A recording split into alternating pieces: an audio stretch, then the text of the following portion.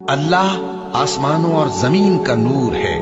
उसके नूर की मिसाल ऐसी है कि गोया एक ताक है जिसमें एक चराग है और चराग एक किंदील में है और किंदील ऐसी साफ शफाफ है कि गोया मोती का सा चमकता हुआ तारा है। उसमें एक मुबारक दरख्त का तेल जलाया जाता है, यानी जैतून का, कि न मशरिक की तरफ है न मगरिब की तरफ। ऐसा मालूम होता है कि उसका तेल खाह आग उसे न भी छुए जलने को तैयार है। बड़ी रोशनी पर रोशनी हो रही है।